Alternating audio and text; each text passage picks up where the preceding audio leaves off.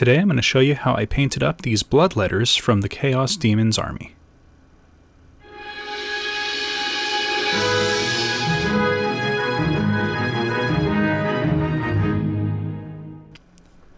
Starting with a base coat of black, I then did a dry brush of neutral gray followed by parchment. Now to start off with the colors, we're going to use some Flesh Terrors red, and this is going to go over the entire model, but we're going to take some great care not to get the red on anything that is bone or like the fingernails, and I'm also trying to avoid the spine ridges on the back. I'm going to paint those in a bone color as well. And I also don't want to repaint the teeth, so I'm being cautious around them as well.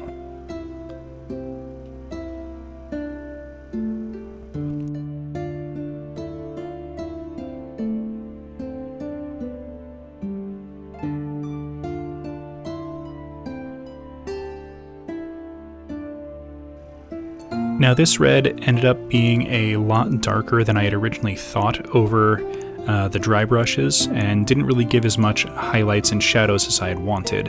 So in a later step, we're going to do a couple of dry brushes to bring some of those highlights back, and I'll go into those in a little bit more detail when we get to that step.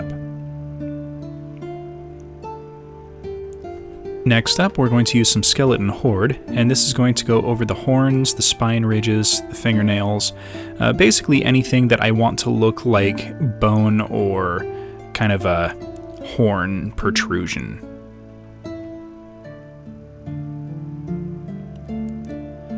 Now with the dry brushes I did initially, these have a whole lot of shadow and highlight definition, and I'm really happy with how they came out. So now I'm going to use some snakebite leather, and this is just going to really quickly go over the hand grip on his sword. Then I'm going to use some Mephiston red, and this is going to be used just on his tongue to give it a nice bright contrast to the rest of the model. So now we're going to get into those dry brushes. I tried a couple of different things that didn't really work, but eventually settled on this. Now I'm doing a dry brush of vermilion, and this is kind of a heavy dry brush just to kind of give a layer of an very light orangey coloration to the skin tone of the model.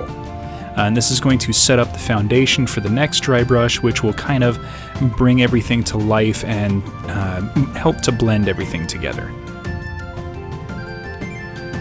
And now we're on to the second dry brush, and this is just a flat orange. Now this is going to paint on a little bright, but once it dries, it is a lot more dull, and it really helps to kind of give the flesh tones the coloration that I wanted. Now you can't really tell on the camera, but I'm being a little aggressive with the dry brush in how hard I'm pressing, just to make sure the color is there.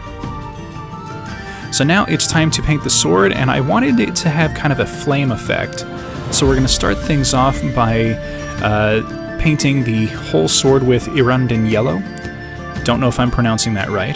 The key here is to make sure it stays as wet as possible, so that when we apply our Gryph-hound orange, the colors start to bleed together, and this will kind of create a merged effect on the different contrast colors, and this will kind of create a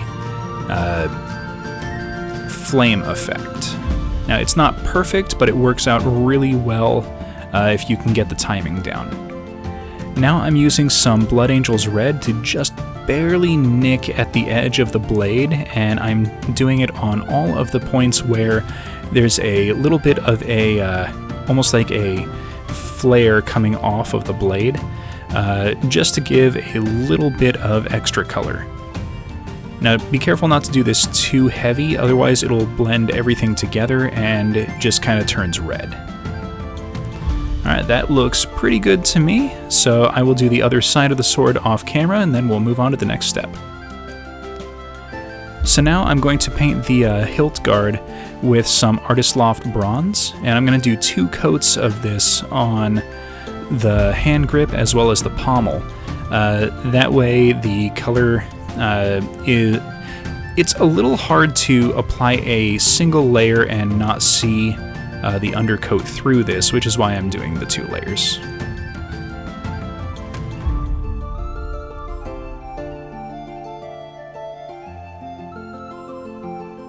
And now I'm going to use some copper, also from Artist Loft, and this is just going to be any of the chaos markings that are on the body.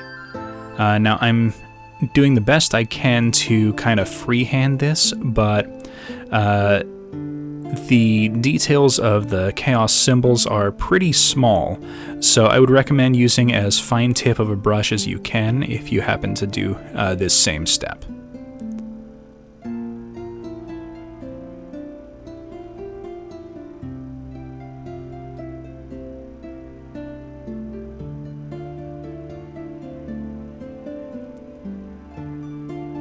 And then we're going to finish it all off with a little bit of Nuln Oil, and this is just going to go on the bronze and copper to kind of bring a little bit of shadow to those areas, since they were painted over everything else.